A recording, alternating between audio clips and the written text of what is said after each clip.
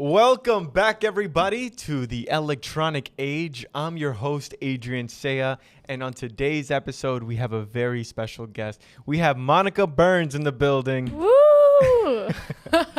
What's up, Monica? Hello, Adrian. Hello. Thank you so much for having me. It's so amazing to see you in the studio in your element. I've so been looking forward to this. I have been looking forward to this as well. And I just want to give the audience a breakdown of who Monica is. So Monica is a socialite extraordinaire, if I were to describe her.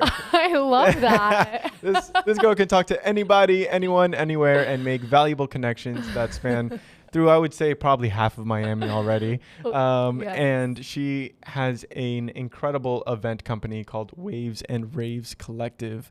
So you mind telling me a little bit more about that? Yeah, of course. So what an intro. I love that. Miami socialite. I'm going to start putting that on my LinkedIn. That's going to be the bio, quoted by you, of course, Adrian. So yeah, Waves and Raves is my baby. I started it as a collective about a year and a half ago, almost 2 years.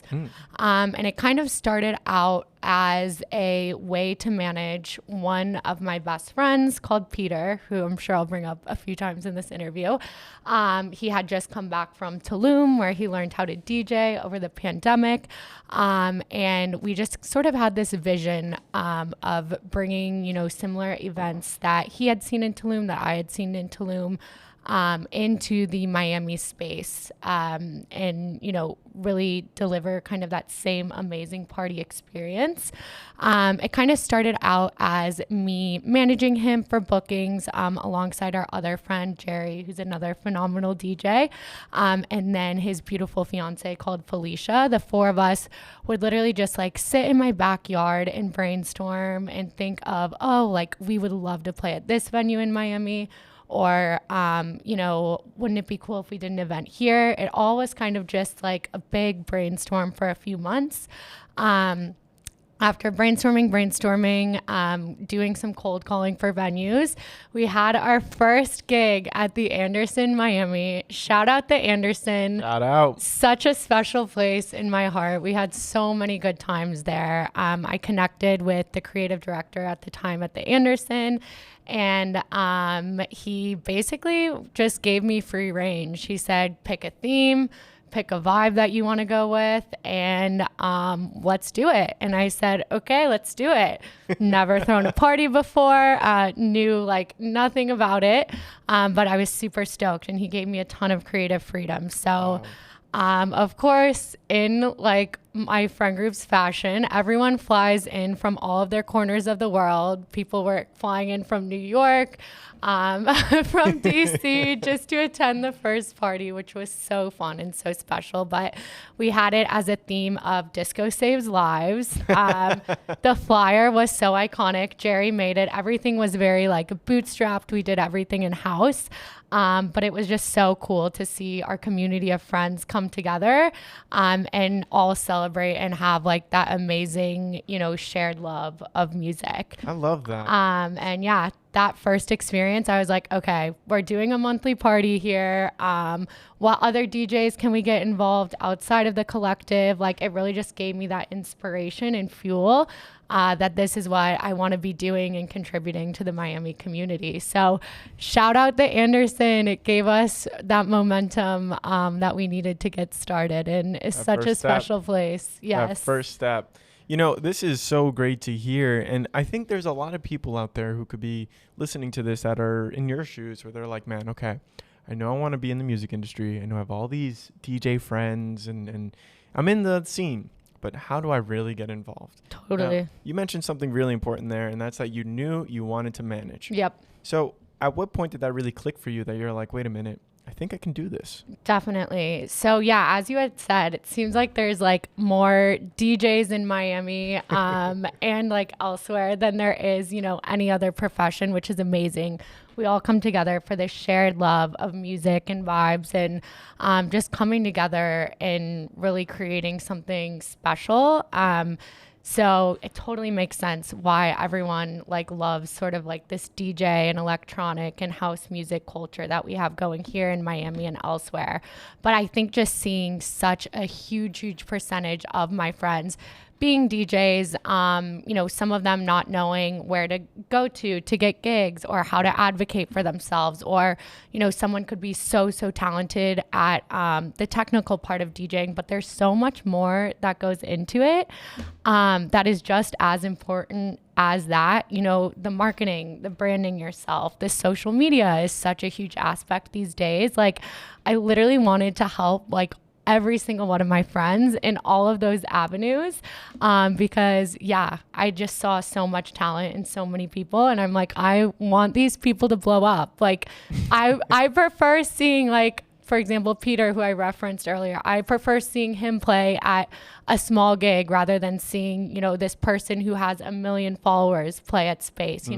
They have such an amazing talent that I just wanted more people to hear their sound and feel their vibe like I had. So kind of that is the inspiration for wanting to like manage and help. And I want my friends to blow up, and I want us all to be at festivals, on tour together. It's just like on one part of it, like the sound aspect, but the other side of it, just the lifestyle that comes along with it. And it's fun. Yeah, even at like the level we're at now, where I will say the guys I manage are getting booked like every single weekend. It's just so much fun to see that community and see them literally get better like weekend over weekend. So I love to hear it. And it's you mentioned a really amazing point there, is that you saw your friends and you knew they had the talent. They just needed a little bit of direction and push to get them to start getting booked almost every weekend. Totally. Like you say. Now, a lot of people, I think, deal with this feeling of imposter syndrome. Totally. Where they're like, how am I qualified to help my friends in this manner? 100%. So how did you get over that? Did you even have it to begin with? Or was it I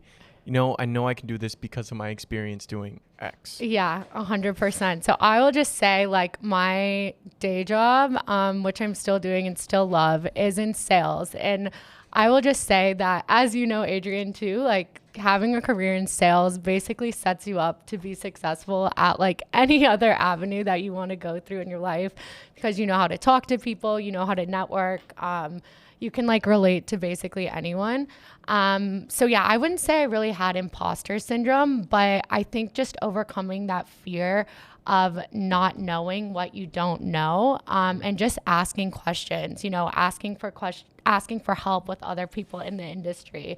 If you connect with someone on a night out, not being afraid to ask them for like a coffee chat, to learn more about, their connections or their role or their company. There's so many people, which is why I love Miami, who are in like such a similar space that I am, that are, have their 9 to 5 still, but then are also like creating this community with events or with management. So just learning from other people as well. I feel like the best piece of advice, like while kind of getting involved in a more like entrepreneurial field, is that at the top, people aren't competing, they're collaborating. And I'll just say that having that mindset in this space has really helped guide me. Because like I'd mentioned, there's so many other event companies and so many other DJs with managers, but just knowing that the more you can collaborate and learn from others, the more successful you're going to be. And there's so many different examples of that I've just seen in my music industry career thus far. Right. So there's enough room at the table for everyone. There's enough room at the top for everyone.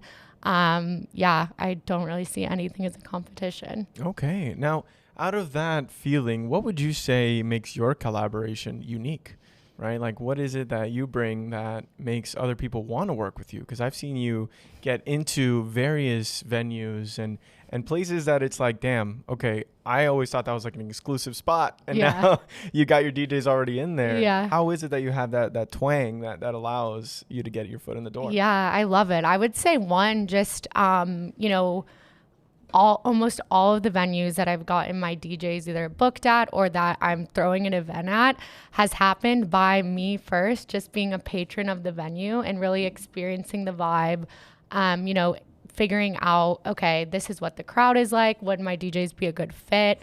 And then from there, like everything kind of just like falls into place as far as figuring out like who the right people to talk to are, and really just kind of approaching it in less of, I want to throw an event here, or I want my DJs to play here, but, coming at it from a perspective of, oh my gosh, I literally love your club. Like I've been here the past 2 weekends in a row. My friends love seeing XYZ DJ. Can we collaborate, or let's set up a meeting? Kind of just showing that you have that experience and like you already love what you're doing, and for a fact that it's going to be a good match. Okay. I honestly don't think I've ever like had success where I will like reach out to a venue that I've never been to and experienced as like a patron first, just because it feels really unorganic and unnatural. So yeah, that would be another piece of advice to people who are trying to get anyone booked somewhere, throw an event somewhere, is be a patron at the venue first. And then everything else will come so much more organically. And I mean, how fun. Like every time you go out, it's like a scouting mission to find the best vibes for your people. So yeah, super fun. So let's talk about the management of those DJs. So you mentioned how many do you have currently yes. your wing? So I'm managing Peter, who got me into the field. We are roommates, best friends. I call him my wife. We literally do everything together. But that's who kind of got me into the music industry, I would say. When he came back to Tulum and we moved in together, he was like, I want to play shows in Miami. I was like, okay, well, I'm your manager. And he was like, okay, done. And so that has been like a beautiful relationship from the beginning. And then my sort of newest project in management is actually Peter and both of our very good friend called Brandon. He goes by Boogs. And their project that I helped them start, which is called Flow State. I have to plug it. They're literally together my favorite DJs in Miami. Please check them out if you haven't already. But yeah, basically how that worked was Peter and Brandon kept getting booked for shows together. And I was like, you guys, like you have this magic together. And like people would literally see them DJ once, for example. They got booked to do a private party down in the Keys, like all expenses paid. Like people just are obsessed with their energy, as am I.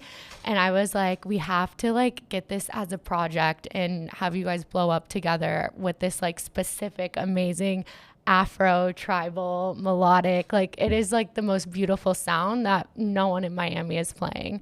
And so yeah, from that, Flow State was born, which I manage. And yeah, the story of how the name came to be, because we had just like a pin in it. We're like, okay, we want it to be a project similar to like Carlita and DJ Tennis play under Astra Club together. Everyone loves their energy, their vibe. I was like, what could the name be? I was like, I know it's going to come to us.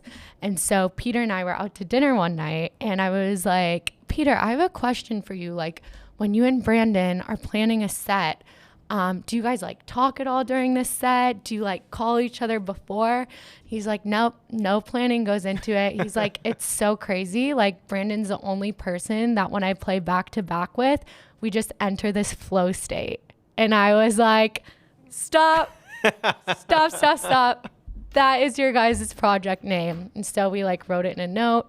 The next like team meeting we had with Brandon, we were like, how do you like this? And he loved it. So that is how Flow State came to fruition. Great. So yeah, I managed their project. And then I would say I like quasi manage Brandon as well.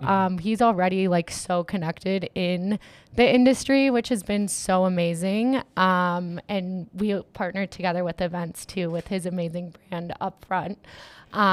So yeah, he's definitely such an amazing person and DJ. And what's so great about both of them that I think is huge, it's definitely important for you to have your own sound and what you love playing. But like, let's say they got booked for a party that's like specifically a disco party, like either of them would have the most insane best disco music you would ever hear in Miami.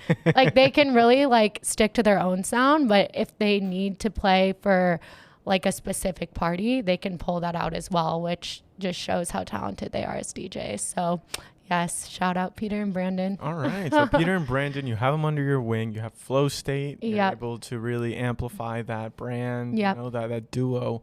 And when it came to creating Waves and Raves, right? Yes. Why did you decide to create that as an image as opposed to just, I'm Monica, the manager, I have these two DJs? Why would it be Waves and Raves? Like, where does Waves and Raves fit into that? Definitely. Yeah, really good question. So Waves and Raves kind of started out as being like that management brand when I was just getting started and had no idea what I was doing or anyone in the industry.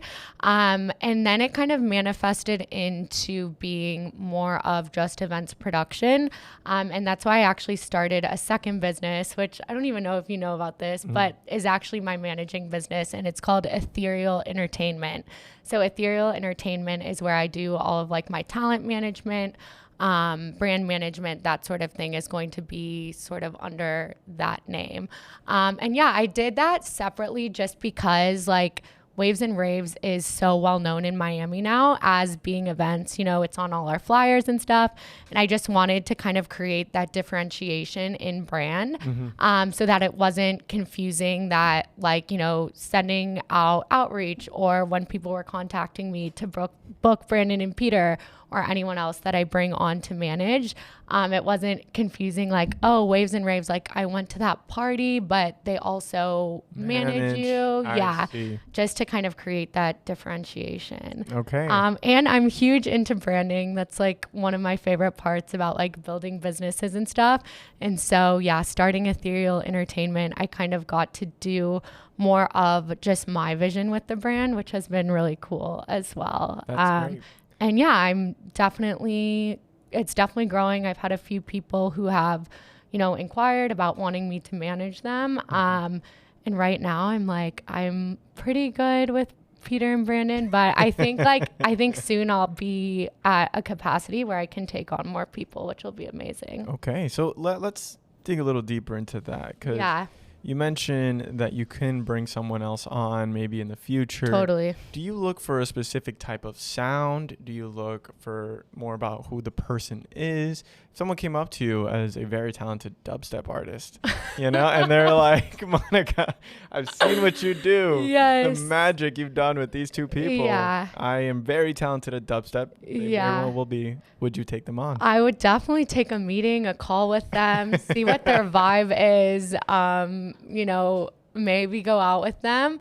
I am definitely just feel like probably someone in more of like the house or even like Afro realm, just because that's where I currently have like the connections and kind of the plug in Miami. Like I honestly wouldn't even know where to get started with getting a dubstep DJ booked, as bad as that sounds. Well, But I definitely just want it to be like as beneficial of a relationship to them as possible. And I just don't know if I would be the best fit for finding them gigs in Miami. this is a great point. So do you feel that depending on the genre you play is who you should probably look for in a manager, see if they have those type of people already Yeah. under their belt? So basically, does the genre dictate the connections you would have for each location in your city? I would say the genre, but also just the vibe. Like, what's so special about Brandon and Peter is like, to me, they feel like family. So I would definitely want like anyone who joins the Ethereal Entertainment realm to really be like first a personality fit, because this is someone like I'm texting Brandon and Peter like all day, every day about new ideas, inquiries coming in from people. We really have such a special relationship. So I would say first, it definitely should be someone that you vibe with, and you're okay having that 24 hours of communication with. But yeah, I think definitely kind of knowing like your brand personally, and making sure that matches with the brand that the DJ or artist already have is huge. And if it doesn't, like kind of just knowing how to manage that type of person or their brand as well. Yeah. Okay. Now, how do you make time for all this, right? Because the age-old question.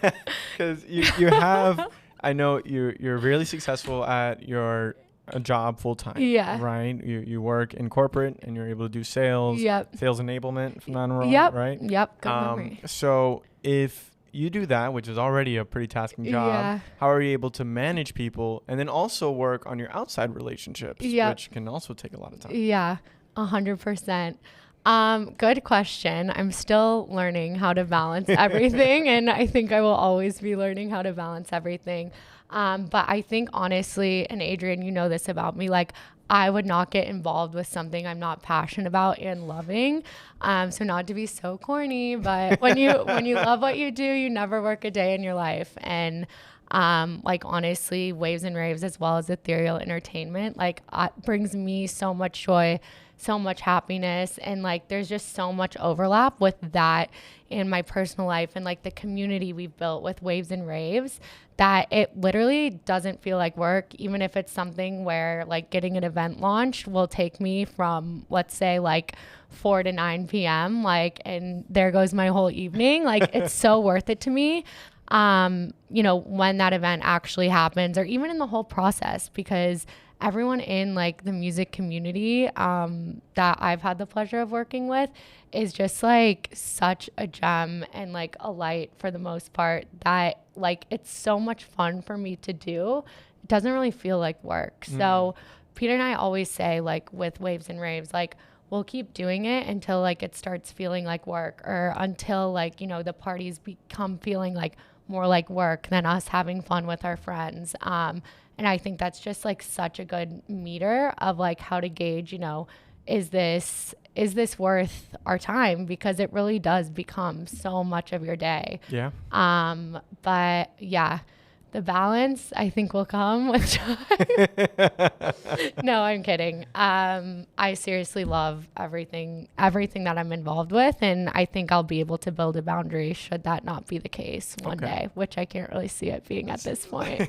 So it's all like sunshine and daisies right now. Right now, yes. But hey, sometimes shit hits the fan. Exactly. And it does. In the music industry, it does often. 100%. Yeah. Knock on wood.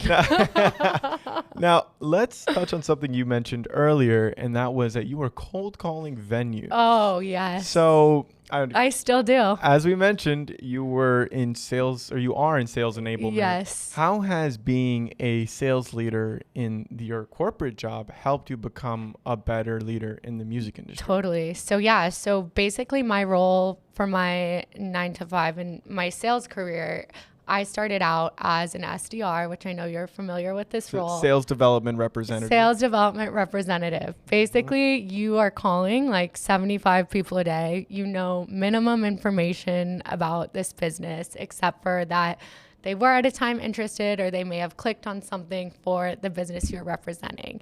That being said, like I became so comfortable in my first year out of college when I was doing that role with calling literally anyone. I could call literally the president of the United States and like know what to say to them on the phone.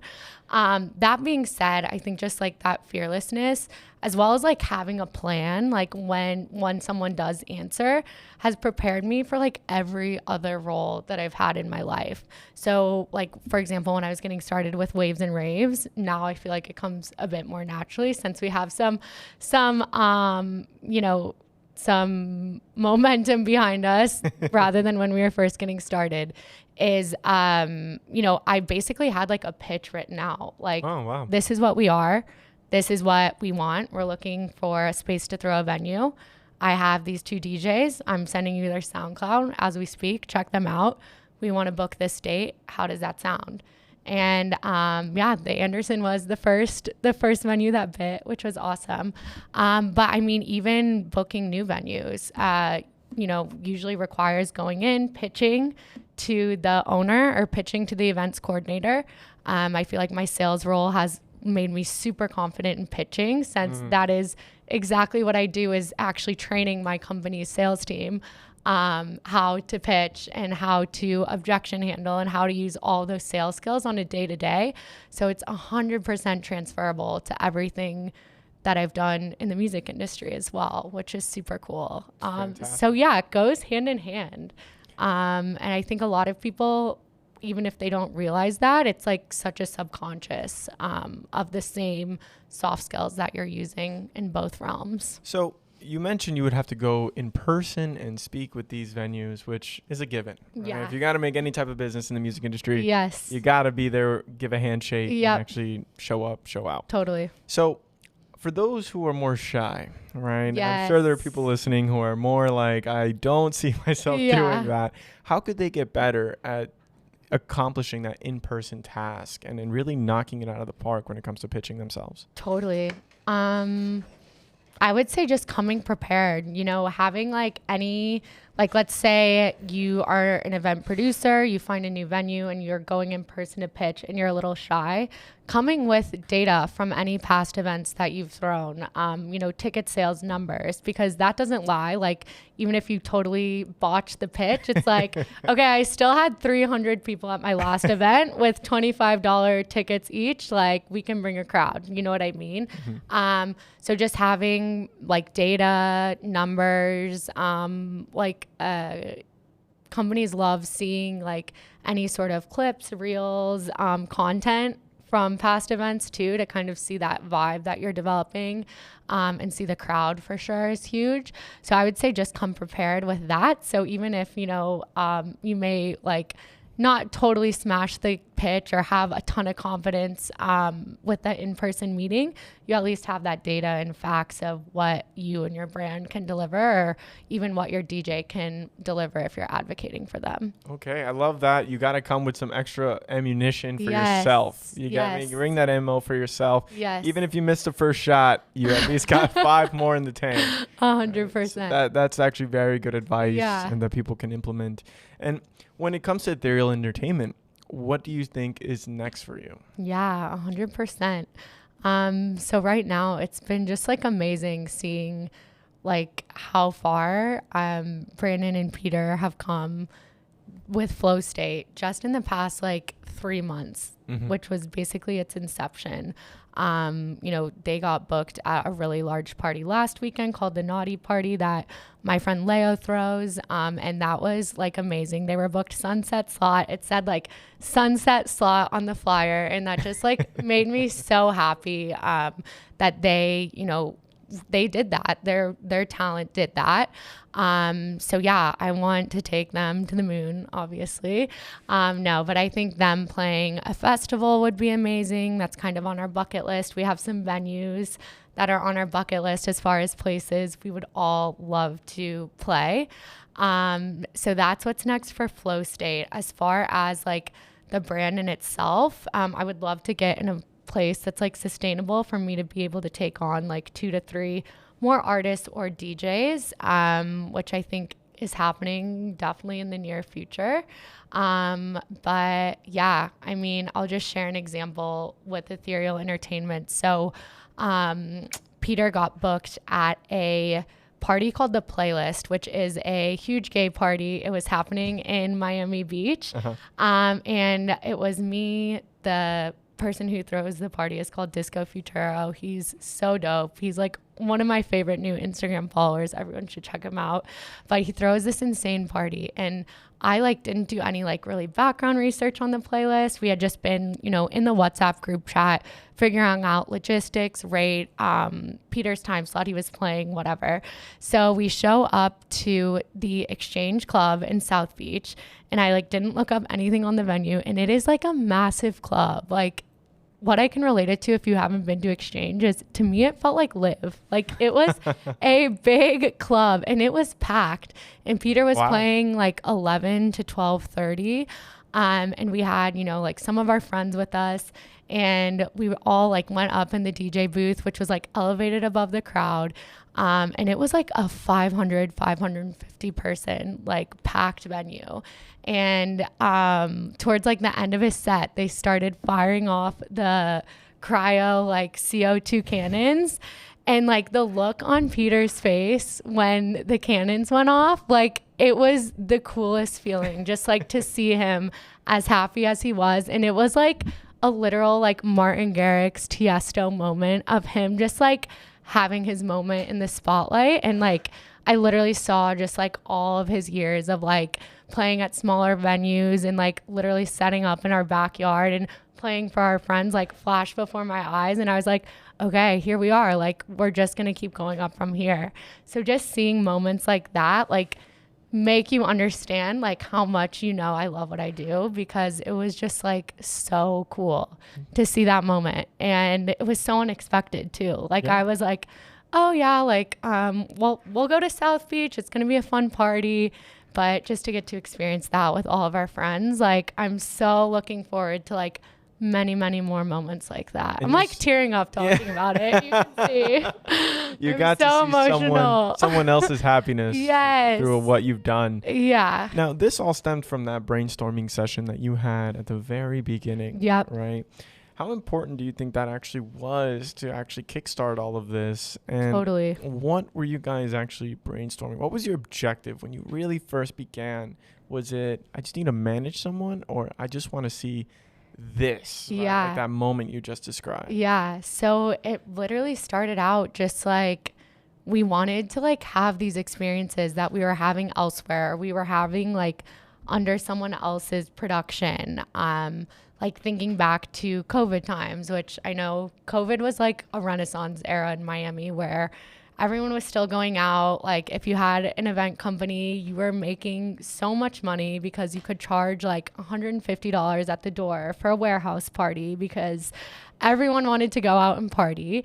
I think we just saw like all of these like entrepreneurial people doing that. And we were like, why can't that be us? Why can't we be the people who were bringing our friends together and really curating a special experience for us and like building that sort of community. And so, yeah, we really just like felt what other people had produced in those events, and like we wanted to make it our own. So that's kind of how it was born. Now, I've been hearing a lot of the successes, right? A lot of Yeah. good things. Have you had a moment where shit really did hit the fan, where you're like, oh man, things are going bad right now? They forgot the decks, and the chords weren't there. DJ goes AWOL. Have you ever had something like that actually happen to you? DJ going AWOL, that's a funny one. I feel like we've had like a lot of, positive moments. I'm trying to think of like one that went crazy. There's been like a few instances where it's been like one of the venues like didn't like the music. That's always kind of an awkward one to handle. But again, like everyone is so open to like coaching and feedback that I feel like we always like work through it. Nice. As far as like shit hitting the fan, nothing's been that bad yet. So let's touch on promotion then. Yeah. How is it that you actually get all of these people to these shows? Oh, such a good question. And sometimes that could be the bad. Like sometimes I'm literally freaking out until we like open the doors, and I'm like, we use Eventbrite as our ticketing platform. And I'm literally like refreshing the Eventbrite organizer app, like, okay, let's get some more tickets in, everyone. Or I'm like texting my friends, like, are you guys still coming? Like, I don't see your name on the list yet. Like that sort of thing. But no, as far as like promotion goes, I would say something that's been huge for us is obviously like the flyer is such a huge part of every event. And I'll just say, like, if you are an event producer getting started, like, I don't think until about like a year ago, like I realized like how important the flyer is because that's what makes your brand stand out. That's like what everyone is looking at over and over again on Instagram. We are lucky we have Jerry, who is one of the DJs that is in our collective. He actually is like an amazing graphic designer too. He created our logo. He's created like a majority of our flyers. And yeah, he puts like a ton of time in like hand drawing things on Adobe. And so, yeah, I think just like having a sick flyer and knowing like the right crowd to promote it in on socials, on group chats, people like reposting on the stories is huge. But I think also what you do before an event, something that's just as important is what you're doing after an event. So whether it's, Explain that. whether it's creating a reel of this was our last party, whether it's posting, you know, all of the best photos, it is so worth it to hire that photographer, to you know, hire that videographer to come to the event so that you have that content to work from. Because it's one of those things, it's like, if you didn't post it, did it even happen? And like, I feel like back when we were kind of using another venue a bit more than the one where we're having a lot of our parties now, we just didn't have as much of like a digital footprint after. And it was like, oh, like the vibes were so amazing, but like I feel like we don't even have the content except for like our iPhone photos to post it. Yep. So yeah, I think doing as much promotion before an event, it's just as important to do the same after, of like, this is what you missed if you weren't here, or, you know, this is what you can expect for last time, is huge. And everyone loves like sharing the after movie as well. So they're in it usually. Yeah, exactly. It's like, oh, I looked so good that night or something like that. So you touched on such a good point there about the marketing of after an event, Yep. right? And are these the same things you would recommend someone bring to a new venue when they're like, look, I have proof Yep. that I have thrown a good party. Here it is. Yep, 100%. It's like you can just jump past that point of having a proof of concept, because it's like, this already happened and this is what we can do at your venue, or this is what this is the vibe our DJs can bring to your venue. Like it just kind of, I feel like, cuts out the like he said, she said, you know, we said we had X amount of people, like it's the proof is in the pudding. Like this was the vibe that was created. I'm sorry you weren't there. It was a lot of fun. So besides management, right, you did do actual event coordination and creation. Now, when it came to this, I know you're very particular about what type of assets you're going to have there. Yep. What type of look, you know, you care a lot about the event curation. The aesthetics. Yes. So can you tell me a little bit more about that? What is it that you're really looking for? I know in the last event you had belly dancers. Yes. So we had a belly dancer. So I actually got a bunch of Snapchats from this. It really was Paul going, oh man, we're going through like 15 different belly dancing companies, which I didn't even know existed.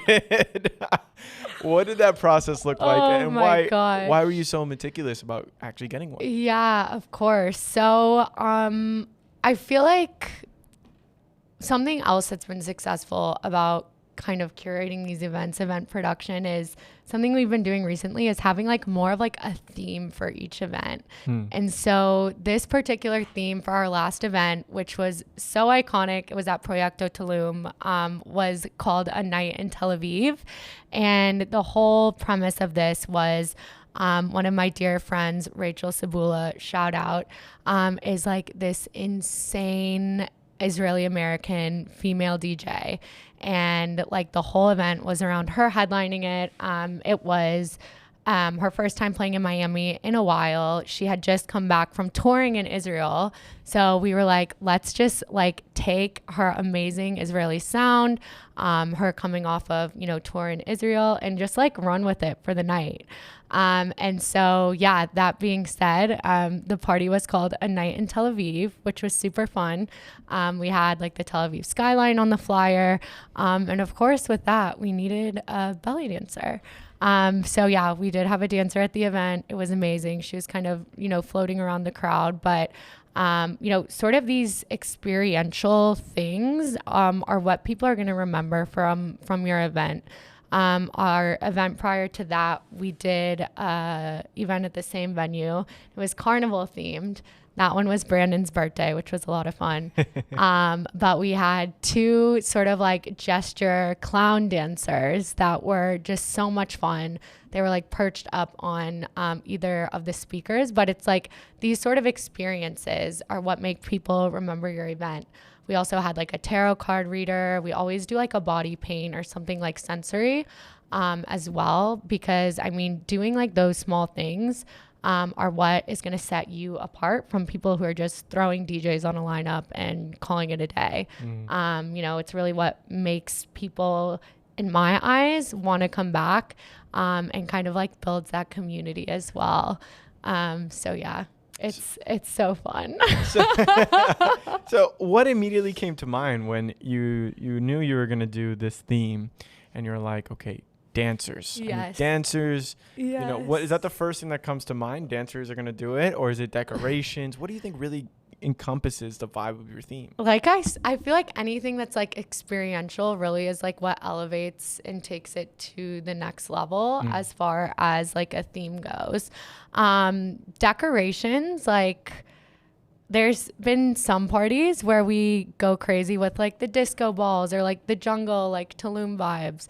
But I honestly think adding anything that people can see or feel that's like an experience that involves another person is really going to make it memorable and make people come back for more, for sure. Okay. Yeah. All right. So what is your next theme? Do you already have one in the Yes, deck? we do. Oh my gosh, I have to plug it. So our next theme is jungle. Jungle. I okay. want to get like an animal involved. Wait, am I going to see a tiger at this next event? You'll have to see. All right. I'm just kidding. But no, like that is like, I think of jungle. The first thing I think is, okay, what type of animal can we have there that people can like see? But I mean, we'll also see with that. It's hard with the loud music and everything. But yeah, so jungle is going to be the next theme. And yeah, it's coming soon. It's going to be the end of September. The end of September. Yes. Okay. And you mentioned like you would do these venues, but I've also seen you branch out and do some more creative outlets like a pirate ship. Yep. What made you come into mind that you're like, okay, see pirate ship, yes. DJ party? Like, how does that add up? Oh my gosh, I'm so happy you brought this up. So our infamous pirate ship party, Waves and Raves at Sea. So yeah, this party kind of came to conception after Peter and myself have spent countless hours watching the Hot Sense 82 Ibiza pirate ship set on YouTube. Like, who doesn't throw that on? I mean, I'm sure the crowd that I'm speaking to now, everyone has seen the pirate ship in Ibiza Hot Sense 82 video.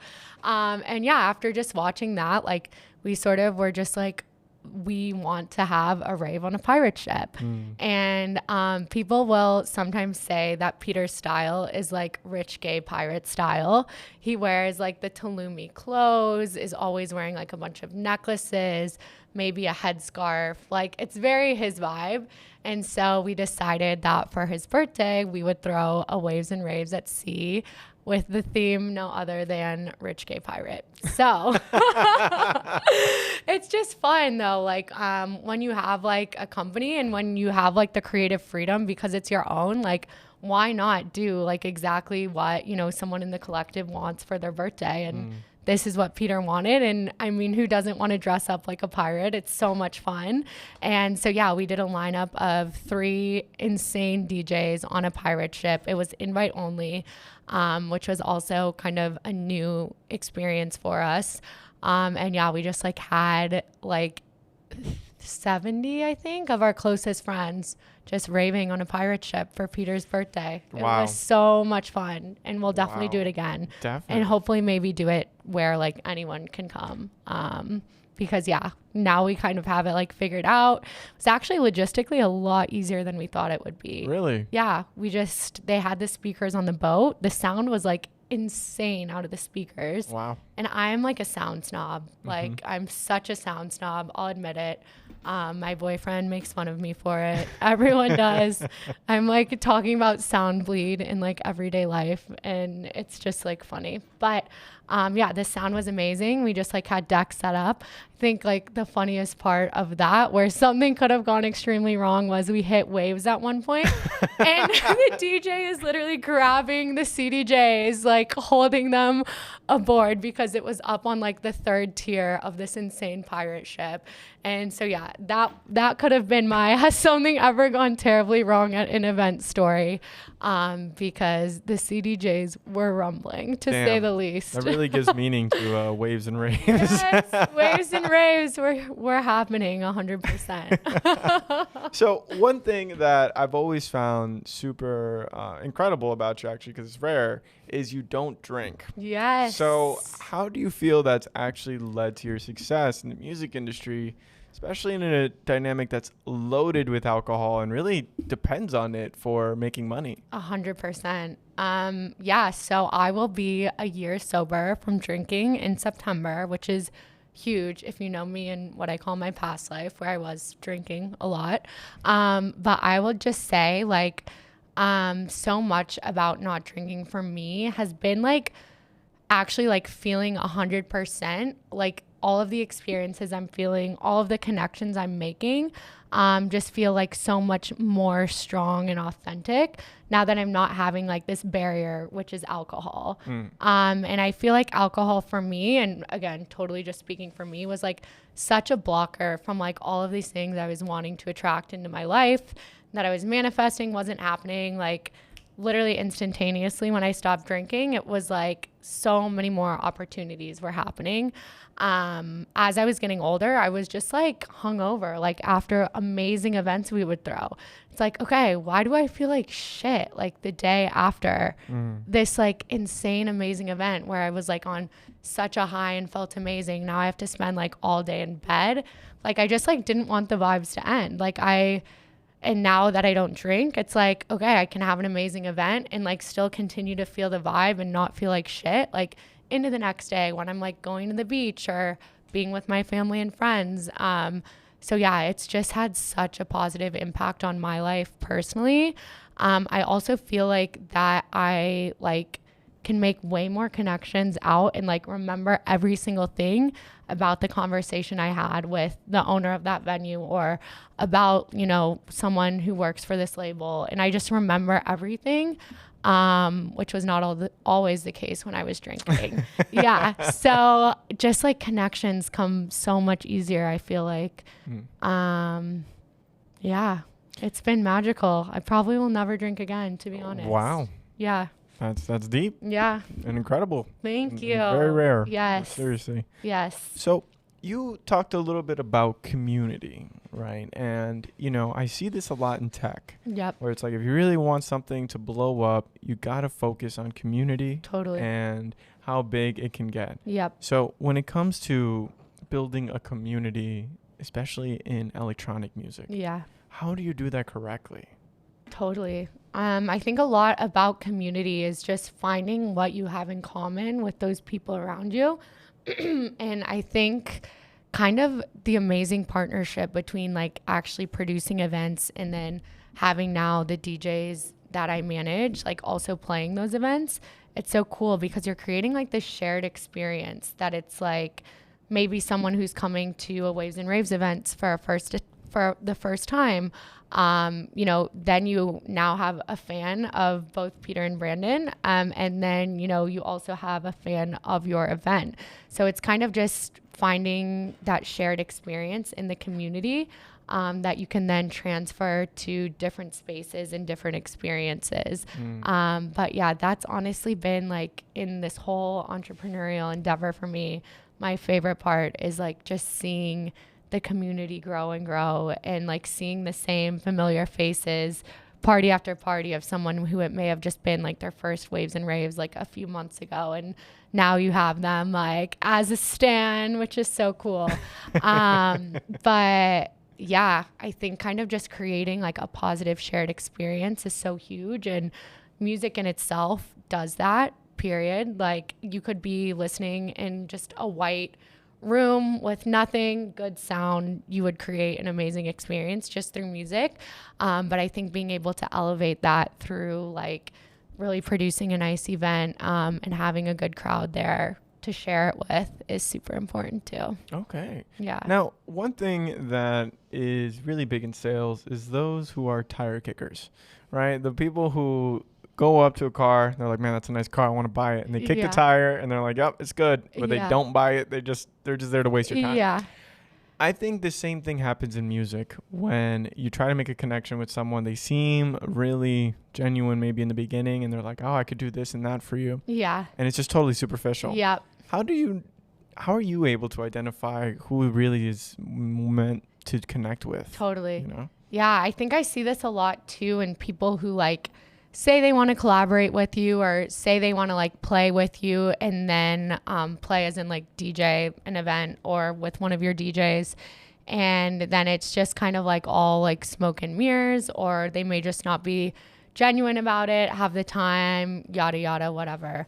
But yeah, I think, you know, these people are kind of easy to seed out from the beginning.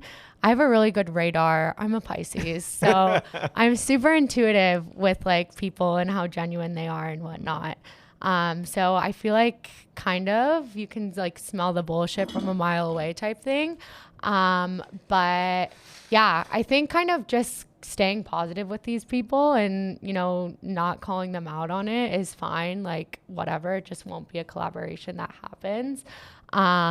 Set a boundary. Yeah, exactly. Set those boundaries and just know that they're kind of just running their mouth. Now, when it comes to giving anyone in the audience any additional piece of advice, is there anything that comes to mind that you're like, man, I wish I knew this when I got started? Yeah, I would say just something we haven't touched on is trial and error. Like you won't know if you try. And I would say 90% of the time trying has led to a success more than a failure for me. Miami especially, I was having this conversation with Rachel Sabula just this past weekend, but Miami has such an amazing energy where we honor and like love everyone's like creative ideas, and it's such a melting pot of diverse backgrounds and people who are, you know, grinding in a 9 to 5 but then like making this other entrepreneurial endeavor work. Like all of my friends are literally so creative, and it's just like such a beautiful and harmonious place to make magic happen. You know, they call it the Magic City. So if there's something you've been wanting to do, whether it's in the music industry, outside of the music industry, start DJing, start singing, produce a track, you name it, just try. What do you have to lose? Like, I swear this city harbors and just like makes it happen for you, which is so cool. I know there's not a lot of other big cities that are like that. And that's why Miami is so, so special. But even if you're listening in other cities, try. But in Miami, like we are just so blessed with how much people like honor the creative process and people trying new things. So yeah, just give it a try. That's what I did. And it's been a lot of fun. So are there any other endeavors? You sound like you did your events company, you got your management. Yep. You know, is there anything else that you're like, man, I could probably dip my toes in the water here and see if it works out? Okay. So, I am helping with the production of a wedding reception. Oh. And I'm like, wait, this would be so fun to kind of do like a ravey wedding planning business, because I know all of my friends are going to want myself included, are going to want our weddings to be raves. Yeah, be lit. And like just your average wedding planner is not going to know what the hell to do in order to make your wedding or wedding reception a rave. So I'm thinking third LLC on the way. I don't know what the name of it's going to be yet, but like a rave wedding planning service. I think that would be so cool. And yeah, I'm producing a wedding that's going to be over Thanksgiving. It's going to be so iconic. It's two of my best friends. But yeah, it's giving me this itch. Like this would be so fun to do for other people. And when it comes around to all of us getting married, they'll have someone to go to. Yeah. So yeah, that's kind of maybe what's next. We'll see. I love that. I think that would be great for you. It would be fantastic. Yes. Amazing. Well, is there anything else you would like to tell the public before we wrap up here at all? No, just follow Waves and Raves on Insta. Can I say that? Yes, of course. Okay. Give the shout outs. I'll plug all of the socials. So I'm Moniqua on Instagram, MoniQuWAH. My baby, Waves and Raves Collective. My management page, it's like e.ethereal/ENT. And yeah, rave weddings coming soon. So stay tuned for that but yeah, that's where you can find me. All right. Love to hear it. Well, everyone, you heard it here first. Thank you so much, Monica, for joining us here Thank you. today. This was so fun. Yes, this was a fantastic conversation. I'm so happy you were able to come by and experience it, and it's great to have you. And of course, thank you to everyone who's tuning in and listening. It's always a pleasure to have you here. Be sure to follow us at the Electronic Age Pod on Instagram or at Electronic Age Pod. So be sure to follow us, and of course, we will catch you guys on the next one. Peace Bye, out. everyone. That was so fun. All right. Great job, Monica.